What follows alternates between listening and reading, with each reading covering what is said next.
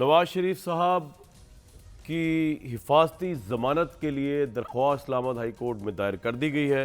बड़ी इंटरेस्टिंग है। ये तो खैर मेरे सामने पूरी पड़ी हुई है, लेकिन अब पूरी क्या पढ़ के सुनाऊँ, चीदा चीदा नुकात पढ़ के सुना देता हूँ। वो ये कह रहे हैं नवाज शरीफ साहब के वकला कि अदालत के सामने सरेंडर करने के लिए हिफाजती ज़मानत मंजूर की जाए।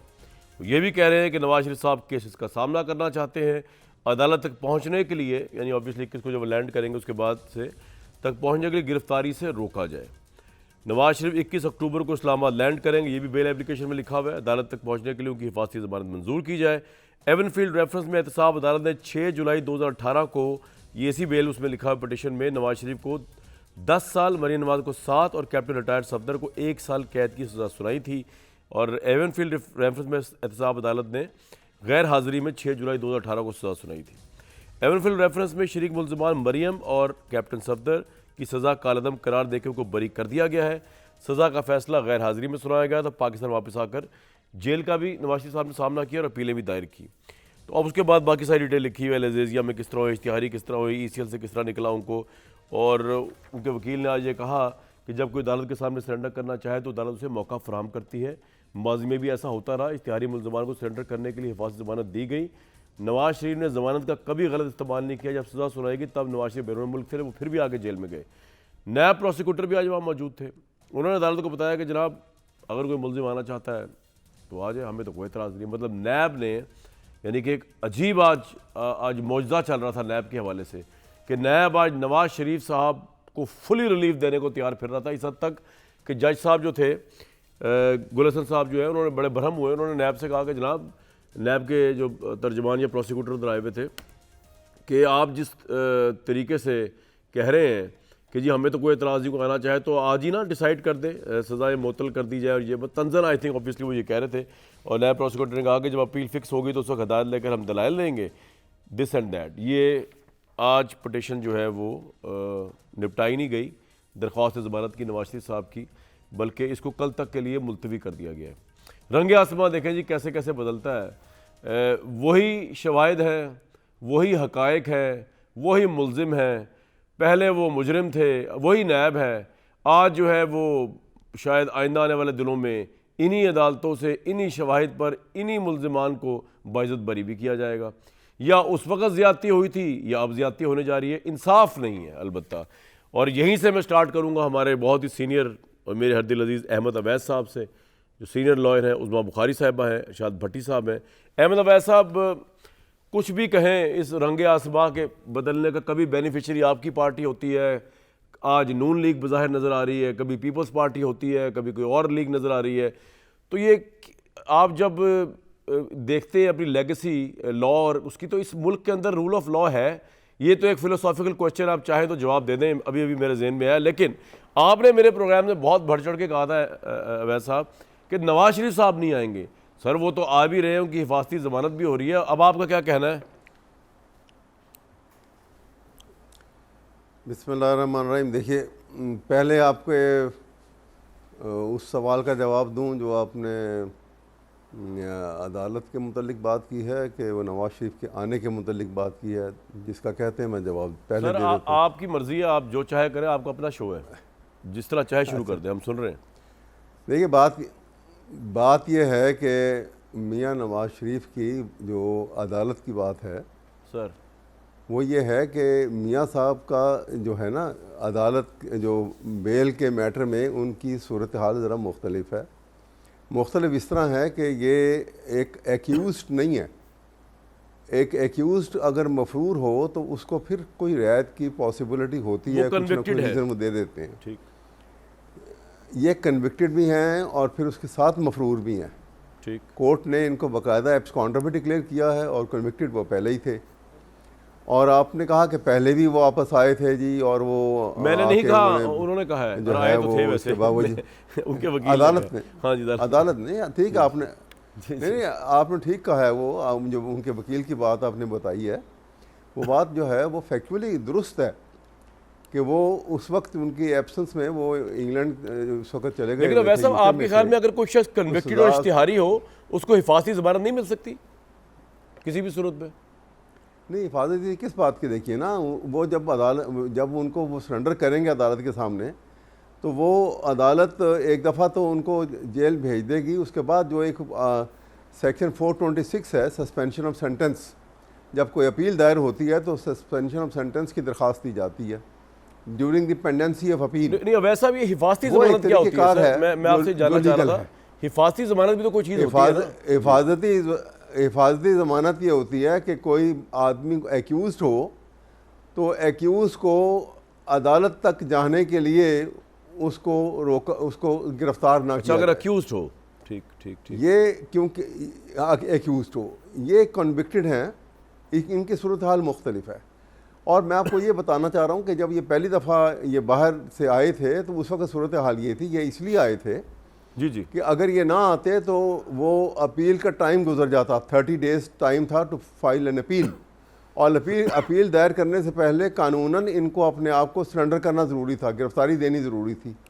इसलिए इन्होंने भी और मरियम नवाज़ ने भी ये आए थे और वो गिरफ्तारी हुई थी और फिर अपील दायर हुई थी और फिर वो लेकिन बाकी वैसा मामलात अगर को चले, आगे ये भी आपका पॉइंट है, अगर नैब जो है जिसमें पार्टी है वो उसका प्रोसिक्यूटर कहेगा जी हमें तो कोई इतराज़ नहीं, आप हिफाजती ज़मानत दें, तब भी कोर्ट इंडिपेंडेंट है अपना फैसला करने में, और वो कह सकती है जो आप कह रहे हैं कि जी वो अक्यूज नहीं, कन्विक्टेड है, तो इसलिए हिफाजती ज़मानत नहीं मिलेगी।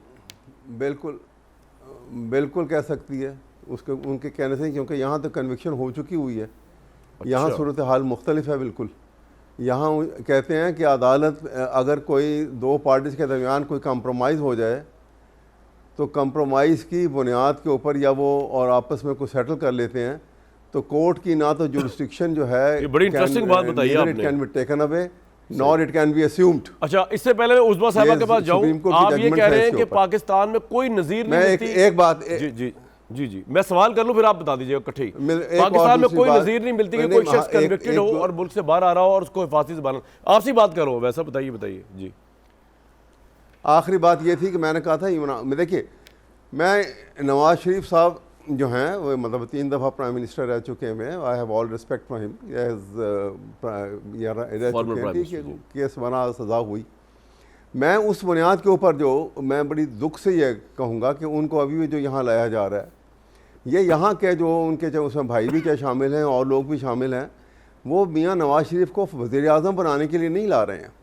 ऐसा लगता है कि वो जिस तरह एक आपके पिछले दिन एक प्रोग्राम में आपके एक टीवी के एंकर भी रह चुके हैं, बड़े अच्छे वो टीवी के प्रोग्राम्स के अंदर भी आते रहे हैं, उन्होंने एक टीवी के टॉक शो में ये बात की थी और वो बड़ी तकलीफ़ से बात की थी। मैं भी ये बात कर रहा हूँ कि ऐसा लगता है कि ये सारे के सारे पीपल जो मुस्लिम लीग के लोग हैं, नून लीग के, वो मिल के उनको इसलिए ला रहे हैं कि जैसे एक ग्रुप ऑफ बैगर जो होते हैं ना, वो रेडी पे बिठा देते हैं एक बूढ़े आदमी को हड्डियाँ उड्डियाँ तोड़ के और उससे वो भीख मांगते हैं। वो उस कैफियत में इनको लाना चाह रहे हैं, ये तकलीफ दे है। बहरहाल देखिए, अल्लाह करे मेरी मैं I still stand on it कि वो अभी भी मुझे खदशात अपनी जगह है कि शायद वो वापस चले। अब आपका पॉइंट, 2 पॉइंट आगे, उज़मा साहिबा आप दोनों को रिस्पॉन्ड करना है, लेकिन अगर बारी बारी करेंगे लोगों को समझने में आसानी होगी। पहले जरा को, आप भी माशाल्लाह बहुत वेटरन लॉयर हैं, वो ये कह रहे हैं कि अक्यूज्ड पर्सन तो शायद चांस हो बेल मिलने का, ज़मानत हिफाजती, लेकिन क्योंकि नवाज शरीफ कन्विक्टेड इश्तिहारी हैं, इसलिए पाकिस्तान की कोई अदालत शायद उनको अदालती और कानूनी बुनियाद के ऊपर जो है वो हिफाजती ज़मानत प्रोवाइड ना कर सके, वो सीधा जेल ही जाएँ लैंड होने के बाद। पहले इसका जवाब देते हैं, फिर बाद में आ जाएंगे बैगर्स वाली बात पे। शुक्रिया कामरान। अभी जो प्रोटेक्टिव बेल की डेफिनेशन सुनाई है ख़ुद अहमद अवैस साहब ने, जिसके अंदर वो फरमा रहे हैं कि ये जो है वो हक़ दिया जाता है कि वो अदालत में आकर सरेंडर कर दें, और प्रोटेक्टिव बेल जो है वो एज अ राइट दी जाती है, पहली बात। दूसरी बात यह है कि हर शख्स का ये राइट है कि वो एक्सेस टू जस्टिस उसको मिले और वो अपने लिए इंसाफ मांगे। तीसरी बात यह है कि बहुत सारी अदालती मिसालें मौजूद हैं। जो मोनस अलाई हैं उसको 2013 में जो है ये प्रोटेक्टिव बेल दी गई थी। शर्जील मेमन को प्रोटेक्टिव बेल दी गई। उसके बाद कामरान कियानी साहब को प्रोटेक्टिव बेल दी, ये कन्विक्टेड थे। और उसके बाद जो मरियम जो बेनज़ीर भुट्टो साहिबा हैं, जब वो आज के दिन ही कारसाज जब वाक़या भी हुआ था, जब वो पाकिस्तान तशरीफ़ ला रही थी, तब भी उनको हिफाजती ज़मानत दी गई थी। सो मुझे ये तो मैंने इस बात के ऊपर बात कर दी। बात यह है कि केस कौन से हैं, ज़रा 2 केस तो देख लेते हैं, ज़रा 2 केस देख लेते हैं। एक पहला केस है अल अज़ीज़िया का, जिसके अंदर मियाँ साहब की जो है वो मेरिट के ऊपर अपील जो है वो डिसाइड हुई और उसको सुप्रीम कोर्ट ने उस सस्पेंशन को बहाल किया और कहा कि हाँ ये सस्पेंशन बनती है और मियाँ साहब को वो सस्पेंशन मिली।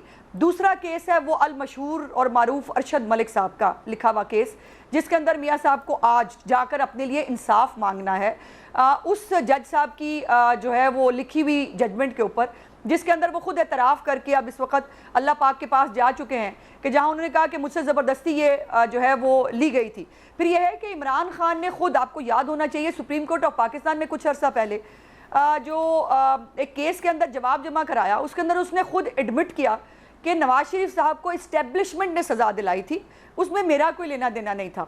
दूसरी बात यह है कि ये जो तमाम केसेस हैं ये या तो मुझे समझ में नहीं आता कि या तो ये बहुत केसेस जो हैं ये बिल्कुल फेयर ट्रायल के बाद, चले वो तो कोर्ट डिसाइड करेगी, लेकिन आप उसमें साहब ये कह रही हैं, मेरी बात सुने, हम केस के अंदर क्यों जा रहे हैं, इसमें हम अपना वक्त क्यों ज़ाया कर रहे हैं? हमने नवाज शरीफ साहब की आमद पे बात करनी है अभी, वो छोड़े आप, वो तो जब कोर्ट ट्रायल पे जाएगा दोबारा अपीलें सुनी जाएंगी तो दूध का दूध पानी का पानी हो जाएगा। आप ये कह रही हैं, मैं दोबारा रिफ्रेज करता हूँ कि आप कह रहे हैं कि अहमद अवैस साहब गलत कह रहे हैं और मोनस इलाही के केस में, कामरान कियानी के केस में एक शख्स और आप नाम लिया मुझे ज़हन में नहीं आया, बेनज़ीर भुट्टो साहिबा के केस के अंदर ये कन्विक्टेड और इश्तिहारी थे, इसके बावजूद इनको बेल मिली, हिफाजती बेल मिली, ऐसी कह रही हैं आप? जी मैं गलत कह रही हैं। जी मैं अच्छा अब जरा मैं अवैस साहब की बात सुन लूं, फिर आपके पास दोबारा आऊंगा, अभी भट्टी साहब के पास नहीं आऊंगा, मैं आऊंगा उसके पास आऊंगा। बेगर्स वाली बात, कामरान ये तो नहीं हो सकता, आप भी इंटरप्ट कर रहे हैं, वो भी बीच में बोल रहे हैं, मुझे बात। अच्छा चले आप बात कर लीजिए, एक तो आप नाराज हो जाती हैं, बोले जी, बोले।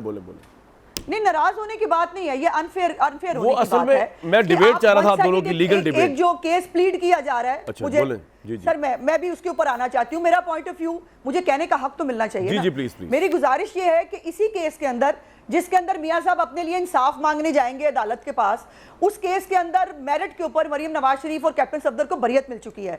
उसका कभी फैसला निकाल के पढ़ तो लें, जो बहुत सियाने हैं वो कभी उसका फैसला तो पढ़े, उसके अंदर क्या लिखा है, उसके अंदर बकायदा मियाँ नवाज शरीफ साहब को भी डिस्कस किया हम नहीं जा रहे आज प्रोग्राम में, मैं उस साहबा आपको मैं और किसी चीज पे बोलने का मौका, मैं मेरिट पे जा ही नहीं रही कामरान। वो आप कह रही है वो हो गया, नवाज शरीफ साहब को मिल जाएगा रिलीफ। मैं सवाल करना चाह रहा हूँ आपसे, चले मैं आपसे पूछता हूँ जो रिमार्क्स दिए हैं, हाँ उसमें मैं पूछता हूँ, वो ये कह रहे हैं कि बेगर्स वाली ग्रुप ऑफ बेगर्स, हाँ जी हाँ जी, मुझे सुन लिया मैंने, उसको ना करें, उसको रिपीट करने की जरूरत नहीं है। मैं नहीं कर रहा भाई, मैं भी फिर बहुत सारी तल्ख बातें कर सकती हूँ।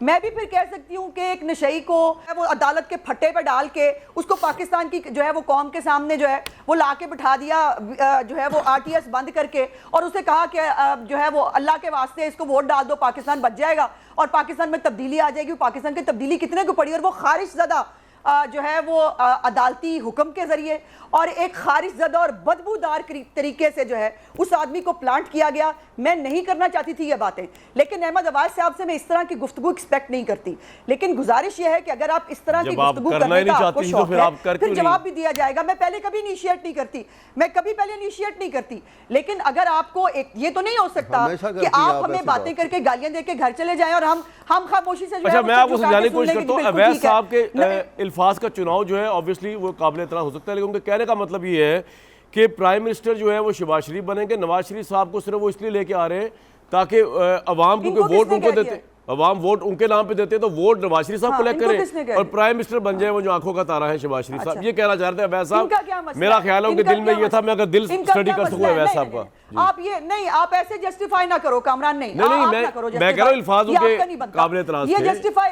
जो मैं कब कह रहा हूँ काबिल जस्टिफिकेशन नहीं थे, मैं नहीं कर रहा उसको जस्टिफाई। मैं कह रहा हूँ अगर आप डिबेट को आगे बढ़ाना तो कहने का मतलब ये है कि असल में शहबाज शरीफ साहब, अवैस साहब मैं सही कह रहा हूँ ये बात कि आप कहना यही चाह रहे हैं ना, आपके अल्फाज का चुनाव जितना भी जो है काबिल इतराज़ हो उस बस है मोर और लेस अभी इनकी बात का जवाब भी मैं देता हूँ। ये जिस शद्दमन से आज ये बात कर रही हैं, आज से कुछ अर्सा पहले, कुछ साल पहले जब ये पीपल्स पार्टी में थी तो इसी जोश और जज्बा के साथ ये टीवी प्रोग्राम में कहा करती थी कि नवाज शरीफ के ऊपर गद्दारी का मुकदमा चलाना चाहिए, ऑन रिकॉर्ड है, कहिएगा तो किसी को सुना दें इनको। निकल आए इससे बाहर अहमद अवैस साहब, नहीं आप बताइए ना, आपने कहे ये बात भी आप ही के मुंह से निकले करने के लिए आपसे कोई और मैंने तो कभी कहा ही नहीं, आज पहली दफा कहा है। आप हर दर के ऊपर जाके बैठ जाते हैं, फिर मैं बात करूं। अब मैं जब ये बात करूंगी, जब मैं आपका कॉन्डक्ट जो है उसको जब मैं करूंगी, फिर आपको हो ये बहुत गलत मैं कहता हूं जाती कंडक्ट से बाहर निकलते हैं आप लोगों के पास, भट्टी साहब बोल हो रहे हैं, अब फिर आप जो है वो गाली के ऊपर। अच्छा एक बात, इससे पहले मैं भट्टी साहब के पास जाऊं, छोड़े इसको, छोड़ दें आप बेगर शेगर्स को, मुझे कमाल सिर्फ बात कर रहे हैं आप। क्विकली एक बात अवैसा बता दें कि उज़मा साहिबा ने बड़े रेलेवेंट किस्म के रेफरेंसेस अवैसा दिए आपसे हैं। पूछ लें। बेनज़ीर साहिबा, मोहन सलाई साहब, कामरान क्याली साहब, वो कह रही हैं कन्विक्टेड थे, इनको बेल मिली है। फिर आप किस तरह अवैस साहब ये केस पेश कर रहे हैं नवाज शरीफ के खिलाफ? इनको पूछ लीजिए कि मोहन सलाई को किस में सज़ा हो चुकी हुई थी और उसके बाद वो उनकी बेल हुई है। ये इनसे पूछें कौन सा केस था जिसके अंदर सज़ा याफ्ता थे और उनको बेल हुई है। चलो ये जब तक सोचेंगे। भट्टी मैं साहब, इसलिए ये बात कर रहा हूँ। 2013 में NICL केस। अच्छा 2013 में NICL केस, ठीक है जी। कमाल है। चेक कर लें प्रोड्यूसर साहब, चेक करें जरा ये मोहन सलाई वाला कमाल मामला बात चेक है। करें। अच्छा जी, ये प्रॉब्लम है इनका, इनको लगता है भट्टी सारे साहब, रफ्तू अफलातून यही है, बाकी सब सर यहाँ फारिग हैं, नवाज जाए शरीफ बैठे साहब की हिफाजती बेल हो जाएगी, नहीं होगी? आपको दोनों में से दलाइल किसके सही लग रहे हैं, उज़मा साहिबा के, अवैस साहब के? और जो उन्होंने कहा है जी नवाज शरीफ साहब, अवैस साहब पहले तो कह रहे थे आएंगे नहीं, अब जब उनको लग रहा है कि आएंगे तो उन्होंने वो एक और ही theory of group of beggars पेश कर दी, अजीब व गरीब जी। मेरे बहुत ही प्यारे भाई और अगेंस्ट द विंड चलने वाले मेरे भाई जी भाई, सबसे पहले तो नवाज शरीफ साहब आ रहे हैं, चलो मेरे महबूब कायद जी आया नू, खुश आमदीद, वेलकम, बखैर रागले, खुशहाली आ रही है, उम्मीद पाकिस्तान आ रही है, अच्छी बात है। उनके पास कोई पैकेज है जिससे हमारे हालात बदल जाएंगे, बहुत अच्छी बात है। दूसरी बात, मुझे एक याद आ रहा है, अडयाला जेल में एक कैदी था, उसने एक दरख्वास्त दी थी सुप्रीम कोर्ट में कि मैं कैंसर का मरीज़ हूँ, स्टेज 3 पर मेरी बीमारी पहुँची हुई है और मैं प्राइवेट इलाज कराना चाहता हूँ, मुझे इतनी रियायत दे दें कि मेरी तरजीह बुनियादों पर दरख्वास्त सुन लें। जब दरख्वास्त पौने 2 साल बाद लगी तो तो पता चला कि वो कैदी मर चुका था कैंसर के मर्ज से। बहुत ट्रेजेडी। नवाज शरीफ साहब की आज इधर दरख्वास्त ज़मानत आई, उधर दरख्वास्त ज़मानत समाअत के लिए मुकर्रर हुई, बेंच भी बन गया, नायब प्रोसिक्यूटर भी इत्तफाक से आ गए, समाअत भी हो गई, अब कल फैसला भी आ जाएगा। और मैं तो कहता हूँ इन रस्मी कार्रवाइयों की कोई ज़रूरत नहीं, उनको एक ही आर्डर जारी कर दें कि ताहुक्म सानी उनको ज़मानत दी जाती है। दुख ये है कि ये पूरी इलीट जो है, सारी इलीट की बात कर रहा हूँ, किसी एक पार्टी की बात नहीं कर रहा, रातों को अदालतें इनके लिए खुलती हैं, छुट्टी वाले दिन घर में बैठे बिठाए इनको इंसाफ मिलता है, फुल डे समातें इनके लिए होती हैं, ज़िंदगी की गारंटियाँ इनके लिए होती हैं। कल अदालत बड़ा दिलचस्प है मरहला, क्योंकि इमरान खान के केसों की समाअत भी है और नवाज शरीफ साहब की। इमरान खान की अलकादर ट्रस्ट केस है, तोशाखाना केस है, ज़मानतें हैं। नवाज शरीफ साहब की एवनफील्ड अल अज़ीज़िया में हिफाजती ज़मानत है। देखते हैं रिलीफ किसे मिलता है। मेरे भाई उनको मिल जाएगी, जो आपके सवाल का जवाब था उनको मिल जाएगी, बिलाशुबा मिल जाएगी। लेकिन मेरे 3-4 सवाल हैं जो मैं आज करना चाहता हूँ। आप मुझसे ज़्यादा हमेशा, जब भी मैं मुश्किल में फंसता हूँ तो आप बड़ी खूबसूरती से निकालते हैं, ऑफ द कैमरा और ऑन द कैमरा। पहला सवाल ये कि नवाज शरीफ साहब चंद हफ्तों के लिए इलाज के लिए गए थे, 4 सालों बाद वापस आ रहे हैं, किसी अदालत ने उनके गारंटर शहबाज शरीफ साहब से एक मरतबा भी नहीं पूछा क्यों। दूसरा सवाल है, नवाज शरीफ साहब बीमार थे, गए, बीमार हैं, वापस आ रहे हैं और हमें बताया जा रहा था कि वो सेहत याब हो जाएंगे तो वापस आएंगे, अब बीमार हैं तो वापसी क्यों? क्योंकि उनकी लास्ट रिपोर्ट जो लाहौर हाई कोर्ट में वो भी बीमार है। ठीक है, तीसरा सवाल है, हमें बताया गया है कि रिस्क ज़ीरो हो चुका है, गारंटी मिल चुकी है, ये रिस्क ज़ीरो से क्या मुराद है और गारंटी कहाँ से मिली? और चौथा सवाल और आखिरी सवाल है, नवाज शरीफ साहब जिस दिन आ रहे हैं इसी दिन उनका जलसा है। अब मैं वो मैनियो और मोटरसाइकिल और जन्नत के सर्टिफिकेट पे नहीं जाता, इस वक्त वो आईनी और कानूनी तौर पर बैसियत मुजरम भी हैं, मफरूर भी हैं। उन्हें ये कैसे यकीन है कि जिस दिन आएंगे उसी दिन ज़मानत मिलेगी, उसी दिन जलसा हो जाएगा? एक आध दिन जलसा आगे पीछे भी ये आपके बड़े वैलिड सवाल है, यकीन क्यों? मैं अगर आपकी इजाज़त से पूछूं और भट्टी साहब उसके बाद दोबारा आपके पास, उज़मा बुखारी साहिबा, चौथे सवाल से और तीसरे सवाल जो है ना वो बड़े इंपॉर्टेंट है, पहले दो भी इंपॉर्टेंट है, भट्टी साहब की तो हर बात इंपॉर्टेंट होती है। वो ये कह रहे हैं कि रिस्क ज़ीरो है, गारंटी मिल चुकी है, इसी को मैं जोड़ता हूँ चौथे के साथ, इसीलिए वो ज़मानत की गारंटी के साथ जलसा कर रहे हैं और जलसा उनको ये इस बात का पूरा यकीन है कि ज़मानत हो जाएगी, इसलिए वो जलसा करने आ रहे हैं। शहेद साहब ये साइड लाइन पे है इस वक्त।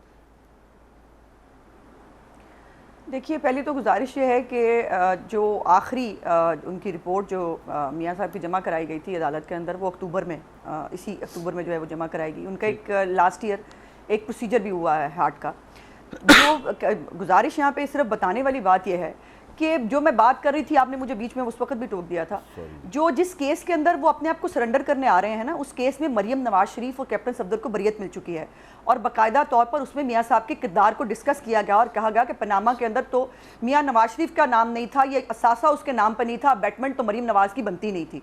सो इसलिए ये एक अदालत के ऊपर, हमें उसी अदालत के ऊपर ट्रस्ट है जिस अदालत के ऊपर जो है वो इमरान खान को, आपको पता है जिस केस में आए हैं उसमें भी जमानत, जो आपके ऊपर कभी हो सकती है उसमें भी जमानत, और उनको यहाँ तक भी है, बल्कि सुप्रीम कोर्ट ने जो है वो उनके बारे में ये कह दिया, जब वो 9 मई या 10 मई का कारनामा सर अंजाम दे चुके थे, उसके बाद उन्होंने कहा कि आपने चूंकि अदालत की तरफ चलना ही शुरू कर दिया था, मेरा आपसे एक तो सवाल है, आपको प्रोटेक्शन आप ये जो बार बार मरियम नवाज साहिबा की की बरियत की बात कर रही हैं, वो एवन फील्ड पे बरियत हुई है ना, लेकिन नवाज शरीफ साहब तो की सिर्फ ऊपर एक केस नहीं है, ये उनके ऊपर तो अल अजीजिया वाला केस भी है ना, जिस रेफरेंस 7 साल की सजा। तो आपको ये किस तरह यकीन है कि भट्टी साहब सवाल पूछ रहे हैं कि उसमें जमानत मिल जाएगी और जलसा कर लेंगे? वो सवाल ये है। मैं जनाब गुजारिश कर चुकी हूँ कि उसमें मियाँ साहब की सजा सस्पेंड हो चुकी है अल अजीजिया के अंदर, एवन फील्ड के अंदर मरियम नवाज को और कैप्टन साहब को बरियत मिल चुकी है और मेरिट के ऊपर उनका केस डिसाइड हो चुका है। सो इस हवाले से दूसरी बात यह है कि अगर बकौल भट्टी साहब की अगर वो फैसला कल आ रहा है जमानत का, तो या जो भी उसका फैसला आ रहा है उसके बाद अभी भी, अच्छा मैं आपसे एक और बात पूछता हूँ, चले उस्मा साहबा, तो ये कहना भट्टी साहब के बिहाफ पे ना एक बात पूछता हूँ आपसे, मुझे यकीन है भट्टी साहब के ज़हन में ये सवाल आ रहा होगा जो मैं पूछने लगा हूँ। सवाल ये कि अगर कल जमानत नहीं होती नवाज शरीफ साहब को, उस्मा साहिबा, तो फिर भी आएंगे 21 तारीख को और फिर क्या जेल जाएंगे सीधा? बिल्कुल आएंगे जी, बिल्कुल आएंगे, पहले भी तो आए थे ना भट्टी साहब। और ये वही अदालतें हैं, ये वही अदालतें हैं जो इमरान खान को घर से बुला बुला के जमानतें देती हैं। छोड़े इमरान खान को, इस वक्त तो नवाज शरीफ साहब के अराइवल की खुशियां मना रहे हैं आप इमरान खान की। नहीं एग्जांपल देनी है ना, नहीं वो भी तो कायद है ना बहुत सारे लोगों के, लोग उनको आइडियलाइज करते हैं ना, तो इसलिए मुझे कंपैरिजन अनफॉर्चुनेटली करना पड़ रहा है। उनको घर बुला के कहा जाता था कि आके जमानत ले लें, आके जमानत ले लें, और आप यहाँ बैठे हैं, आपको अगर वो गलत था तो अब की दफा हम गलत नहीं होने देंगे। भट्टी साहब please, you have a right to. Cycle दिए जा रहे हैं, मटन पका पका के खिला रहे हैं। मटन को छोड़ दे, यहाँ तो मोटरसाइकिलें बिक रही है, जनतों के सर्टिफिकेट बांटे जा रहे हैं। जी भट्टी साहब, आपकी जवाब मिले आपको? बंदे ने कह दिया तो उसका मतलब है कि वो उसको कंडेम करना चाहिए था ना आपकी पार्टी को, पागलपन है ये वो कर रहा था वहाँ पे जो भी बंदा था। किया बिल्कुल कहा, बिल्कुल कहा। जी भट्टी साहब, आपको जवाब मिल गए?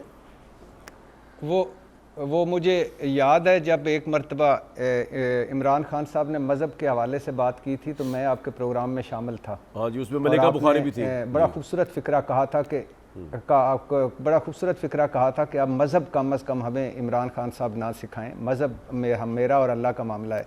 चलो ठीक है, इस पर मैं ज़्यादा बात नहीं करना चाहता।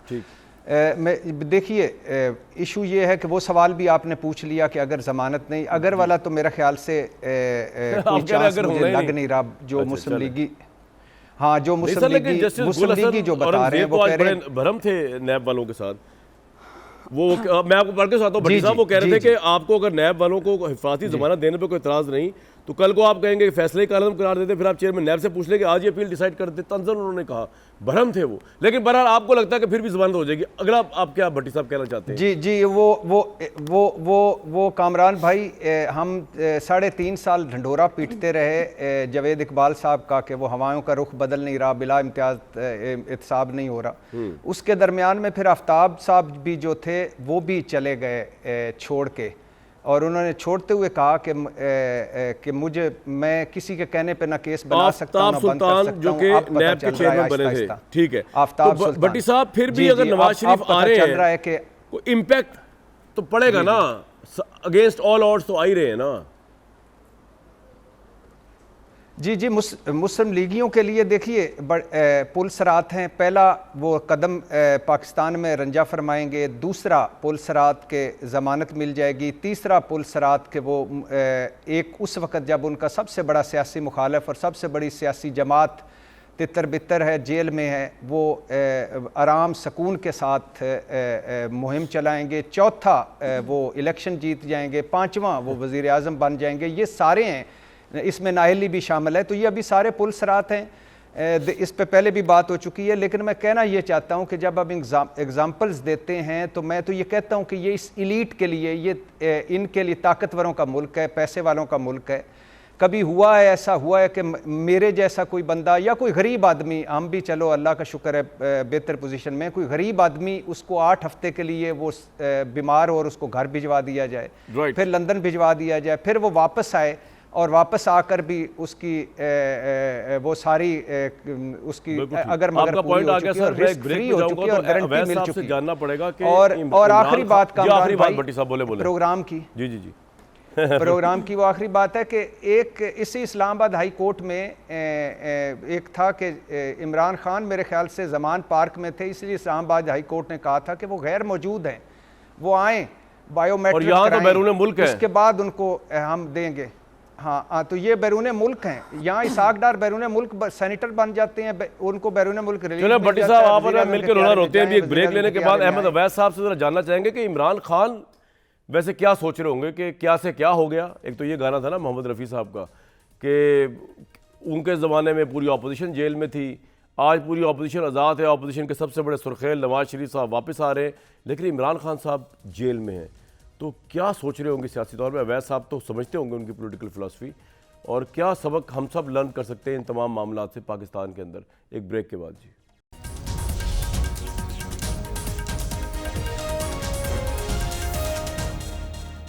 अहमद अवैस साहब आपके लिए इतला, नवाज शरीफ साहब का हेलीकॉप्टर शाही किला दीवान आम के सामने ग्राउंड में लैंड करेगा 21 तारीख को।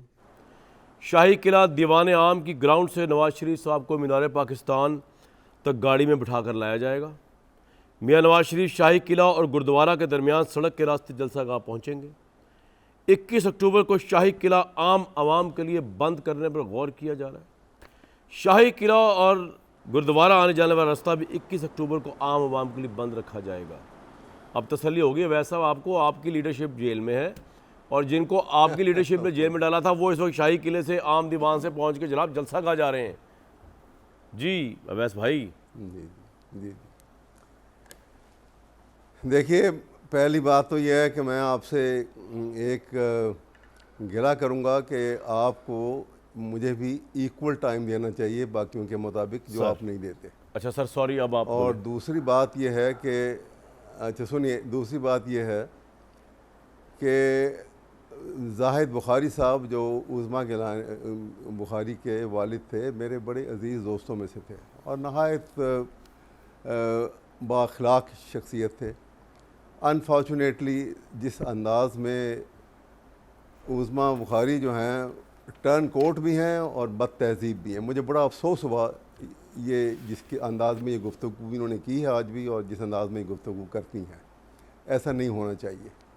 अब आपकी बात आ गई जाती है कि ये जो बात आपने की है मियां नवाज शरीफ साहब की कि वो यहाँ आएंगे हेलीकॉप्टर से आएंगे, ये एक तिरस्माती अंदाज़ है गुफ्तगू का, एक उनकी एक बड़ी एक फ्लावरी और एक रोमांटिक तस्वीर जो है खींची जा रही है। और जब इतनी ज़्यादा तस्वीरें इस अंदाज़ में खींची जाती हैं ना तो वो अक्सर फॉल्स होती हैं, turn out to be false. इससे मुझे ज़्यादा और शक हो जाता है कि शायद ये एक जो सब कुछ हो रहा है ऐसा ना हो। बहरहाल आएंगे तो देखा जाएगा उस वक्त जो सूरत हाल होगी कि वो हेलीकॉप्टर में बैठते हैं कि वो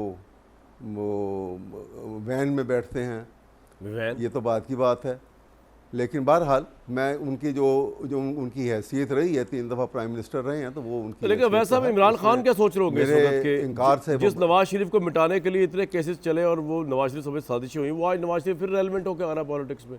इमरान खान साहब भी, मैं ये नहीं कह रहा रेलिवेंट नहीं है, नहीं सब, लेकिन जेल में हैं, वो आज़ाद फिर रहे हैं। क्या सोचते होंगे आपके ख्याल में? तो ये होता रहता है। देखें ना, सियासत एक ऐसा खेल है और इसमें टाइम एक साथ तो दुनिया में कहीं पर नहीं होता। ये चेंज जो है ये तो एक सबसे इम्पॉर्टेंट एस्पेक्ट है नेचर का। लेकिन वैसा जिस तरह नवाज शरीफ साहब या पीपल्स पार्टी की पॉलिटिकल लेगेसी है, इमरान खान की तो वो भी नहीं है। तो ये अगर इस इलेक्शन से आउट होते हैं या इनको कैद हो जाती है 8-10 साल की, मैं ये नहीं कह रहा कि हो, लेकिन हम एक मफरूज़े में एक डिबेट कर रहे हैं ना, तो इनका तो पीछे कोई पार्टी चलाने वाला भी कोई नहीं है। और दूसरी लीडरशिप तो आपने देख ली है, कभी मेरे इंटरव्यू में, कभी किसी और के इंटरव्यू में, कभी किसी और पार्टी में, जिस तरह वो छोड़ के जा रहे हैं। जो भी रीज़न हो, जा तो रहे ना छोड़ के। नहीं, ये देखिए ना, मैं आपको देखिए ये तो आपको याद होगा जब 99 में मियां नवाज शरीफ को गिरफ़्तार कर लिया गया था तो इससे ज़्यादा तेज़ तादाद के अंदर जो लोग छोड़ छोड़ के जा रहे थे, ये बात सही है आपकी। पूरी की पूरी पार्टी खाली हो गई थी। फिर PML उसी क्यों में बन से गई भी ये उसमें काफ से? लीग जी जी में बिल्कुल ठीक है, वैसा भी आपका इलेक्शन पॉइंट आ मुनाकिब गया, बनी थी। बिल्कुल ठीक है, उसी में से बने थे। बिल्कुल ठीक। तो उस्मा साहिबा फिर आज तो मैं ये वैसा कंप्लीट कर लें, वैसा अभी कंप्लीट कर लें, आपका तो टाइम नहीं मिला, कंप्लीट कर लें फिर जी जी मैं ठीक है आप जी। उस्मा साहिबा बात कहने की ये है कि बेसिकली ये एक घन चक्कर, आप लोग इतने खुश ना हो कि आज नवाज शरीफ साहब आज़ाद हैं, कल वो कैद थे, आज इमरान खान कैद हैं, कल वो भी आज़ाद हो सकते हैं। तो किस तरह चलता रहेगा निज़ाम ज़िंदगी इस मुल्क का, अदालतों को लेके, जमहूरियत को लेके, समझ नहीं आ रहा कुछ।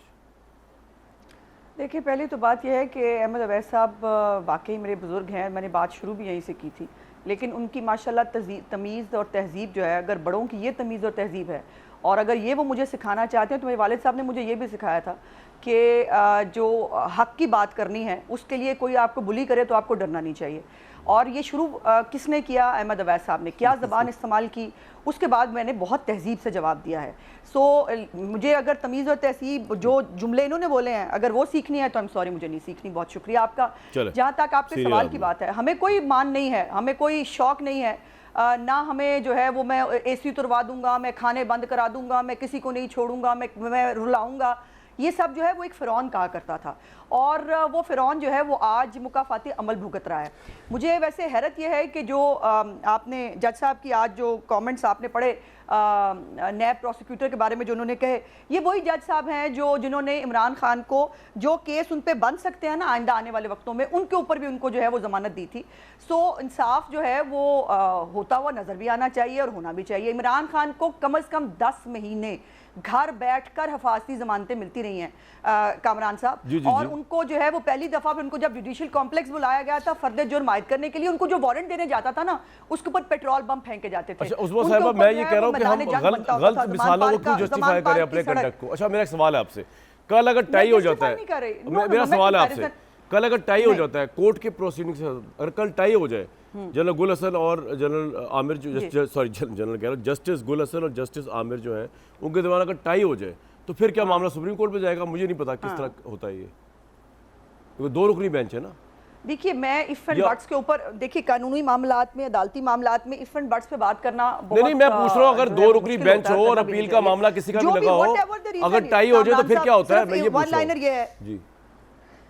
जो भी कहा जाएगा, जो भी अदालत जाहिर इंसाफ होता है सब लोग देखेंगे ना। फिर मैं वो बात करूंगी, फिर आप कहते हैं कंपैरिजन करना पड़ता है। ये वही अदालतें हैं ना जो इमरान खान को घर बैठ के जमानतें दे रही थी, ये वही अदालतें हैं जो कभी कोई केस बनेगा उस पर भी जमानत दे रही थी, ये वही अदालतें हैं जो मरियम नवाज साहिबा जो है उन्होंने एक दफा अस्सलाम वालेकुम कह दिया था ऊंची आवाज में, उनको मालूम नहीं था कि जज साहबान बैठे हुए हैं, तो उनको कहा गया था कि आपकी जमानत जो है वो कैंसिल कर दी जाए। भाई मैं ये कह रहा हूँ अब तो आपके मरहमों की दाद रसी हो रही है, अब तो वो छोड़ दें, वो उसका रोना पिटना तो हम क्यों बैठ लेके बैठे हुए?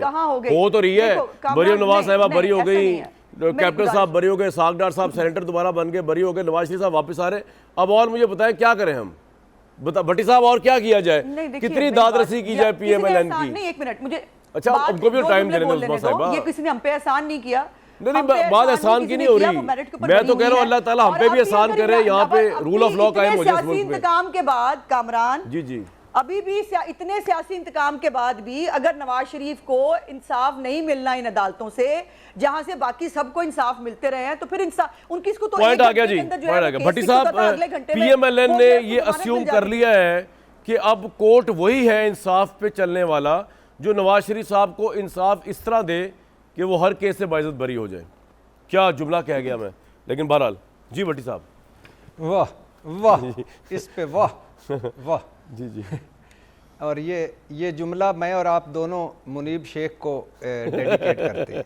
एडवोकेट आप एडवोकेट कानूनी पहलवान हमारा जी। अच्छा आपने वो कहा ना कि शाही किला में हेलीकॉप्टर उतरेगा और फिर वहाँ से आगे जाएगा, तो जाएंगे वो है ना, किस शाह की आमद है कि शाही किला कांप रहा है। शेर सुनिए, किस शाह की आमद है कि शाही किला कांप रहा है, किस शाह की आमद है कि पूरा आदल ही हाँप रहा है। वाह वाह मेरे महबूब कायद यार वाह। और उस दिन मैं अपनी निगरान हुकूमतों से कहना चाहता हूँ कि वो इलाके बता दें जहाँ हम जैसे आम आवाम आ जा सकें, कोई सौदा सलफ लेके लेना हो, कोई एमरजेंसी हो, और हो सकता है उस दिन मैं लाहौर में हूँ। शाही किले का अपने विजिट ना भाई रख लीजिएगा कामरान शायद भट्टी अब साहब, मेरे- शाही किले का विजिट ना रख लीजिएगा, आपको भी ना, छेड़खानी की आदत है ना। हाँ। मुझे इस वक्त हमें अहद कामरान शायद में जिंदा, मुझे शाही किले की सैर मत कराइएगा। तो ऊपर वाली सैर तो फिर ठीक तो, है, वो पीपल्स पार्टी वालों की जो 70s में नीचे वाली सैर होती थी, अल्लाह माफ करे। तो भट्टी साहब फिर अब आप किस तरह देख रहे हैं सारे मामले को? इंसाफ क्या है अब? तहरीक इंसाफ के लिए क्या इंसाफ है और PMLN के लिए क्या इंसाफ होगा आइंदा दिनों में? क्या इंसाफ साहब जो थे वो हमारे मुल्क से कब के जा चुके हैं। इंसाफ साहब तो यहाँ अब नहीं रहते, वो दफन हो चुके हैं। आपका एक सवाल बड़ा मज़े का था कि इमरान खान साहब क्या सोच रहे होंगे जी। और लेकिन इस सवाल को अगर थोड़ा सा टर्न करें तो इमरान खान साहब को क्या सोचना चाहिए? वाह। उनको सोचना मेरा ख्याल है सोचना चाहिए कि कौमी असम्बली से ना निकलते, सूबाई असम्बलियाँ ना तोड़ते और उस लड़ाई में ना पड़ते जिसमें हार उनका जो लड़ाई वो मुकद्दर जीत थी। नहीं मतलब, सकते थे। ये जरा अवैध साहब से पूछ ले। हाँ, अवैध साहब को मतलब- ऐसा पछतावा हो सकता है इमरान मतलब साहब को कभी भी? जुमला मतलब जी, ये जी, कि भट्टी साहब मतलब complete ये कर कि मतलब ये कि सियासत के T20 सियासत के टेस्ट मैच को T20 ना खेलते। जबरदस्त जबरदस्त। अवैध साहब, कोई पछतावा हो सकता है या इमरान खान एक ऐसी ज़ात है तहरीक इंसाफ के लिए और अपने खुद के लिए कि वो पछतावे से मुबर्रा है? पछतावा तो इंसानों को होता है, उनको नहीं हो सकता। नहीं, देखिए जो गलत पॉलिसीज़ या गलत जो है बाज़-वक़्त जो वक्त के फ़ैसले जो हैं गलत हो जाते हैं, इंसान है और उसमें टू एयर इज़ ह्यूमन क्या कहा जाता है ना, तो ये अपनी जगह है और इसमें कोई शक नहीं है कि ये 2-3 जो मेजर आपने गिनाई हैं जो गलतियाँ, ये अगर ना होती तो शायद हालात कुछ और होते। लेकिन जब हालात को कुदरत को मंजूर ही ऐसा था कि ये मामला इस तरह से चलने हैं, ये इवेंट इसी तरह से अनफोल्ड होने हैं, तो वो हुए हैं। अब वो उनकी गलती तो अपनी जगह है। इसको ये जो है मैं अगर कह भी दूंगा गलती नहीं है तो वो मेरे कहने से तो वो अहमद भाई बदली नहीं जाएगी। मेरे प्यारे भाई जी, मेरे प्यारे भाई, ये दुनिया अल्लाह कुरान रसूल बताते हैं ये दुनिया दारुल अमल है, इसमें जो बोगे वो काटोगे, इस सारा कुछ कुदरत पे ना डाले। बिल्कुल ठीक। दूसरी बात ये है, दूसरी बात ये वक्त की किल्लत है। कुदरत पे नहीं डाल रहा, मैं कुदरत पे नहीं डाल रहा, मैं कुदरत पे नहीं डाल रहा, मैं ये बता रहा हूँ कि ये इवेंट्स जिस तरीके से अनफोल्ड हुए हैं उसमें ये गलतियाँ हुई हैं और वो अपनी जगह मौजूद हैं, मेरे कहने से बदल नहीं जाएंगी। बिल्कुल ठीक। अच्छा उस्मा बुखारी साहिबा, एक चीज़ करेक्ट कर दूँ for the matter of record, Monis Ilahi sahab जो थे, अभी मेरी बात मुकम्मल वैसे नहीं हुई है। अगर आपने ये ब्रेक के बाद बात नहीं वैसा फरमाया। अभी मैं दूसरी बात ये कर रहा था कि मैं कह रहा था कि अभी जैसे इन्होंने कहा कि जी रात को अदालतें खुलती हैं, तो अदालत रात को तो खुली थी अगर, तो वो तो मियाँ शहबाज शरीफ के लिए खुली थी। रात के इन द मिड नाइट जो है कोर्ट खोले गए थे और वहाँ पे वो जो पिटिशन जब ये मैटर हुआ था, पॉइंट आ गया आपका। उस्मा बुखारी साहिबा, 2011 में बेसिकली मोनिस इलाही साहब जो थे उनको उनकी पहले गिरफ्तारी भी हुई थी, फिर उनकी बेल भी हुई थी। He was not convicted at any time, ये आप चेक कर लीजिएगा। और 2011 में जो आप NACL कह रहे हैं उसके बाद उनके वालिद जो थे वो डिप्टी प्राइम मिनिस्टर बन गए थे, फिर तो वो बरी हो गए, फिर तो वो पूछने वाले कोई नहीं था। कोई यहाँ पे ताकत के तवाज़ुन के साथ फैसले हो जाते हैं बहुत से लोगों के नज़दीक। आप चेक कीजिएगा, ही वॉज नेवर कन्विक्टेड। वो जो आप NICL केस कह रही हैं और ये मामला है 2011 का, उसमें वो बरी भी हुए, उससे पहले उनकी बेल भी हुई, वो गिरफ्तार भी हुए थे, वो एज अक्यूज गिरफ्तार हुए थे, लेकिन वो कन्विक्टेड नहीं थे। उस्मा साहिबा आप चेक कर लीजिएगा, मैं आपको हकायक बता रहा हूँ। मैं 2013 की बात कर रही हूँ। 2013 तक उनका मामला गया ही नहीं ना, 2013 में नहीं हुआ उनका मामला। सर सुन लेना, सर सुन ले, चले आप बताइए। उनकी अपील की बात हो रही है, जो आखिरी उनकी अपील थी उसकी बात हो रही है। मेरी गुजारिश ये है कि सुप्रीम कोर्ट जो है वो रात को शहबाज शरीफ के लिए नहीं खुली थी, वो आइन के लिए खुली थी और जिसका उन्होंने तहफ़्फ़ुज़ की कसम खाई हुई थी। और उसके बाद उन जजों के साथ, उस बेंच के साथ क्या हुआ था चले वो क्या हुआ था और क्या नहीं, इस पे बात कर लेते हैं एक वक्फे के बाद। थोड़ा सांस तो लेने दें मुझे उस्मा साहिबा, आज तो बड़ा टाइम दे दिया आपको रवैद साहब को। जी एक ब्रेक लेंगे।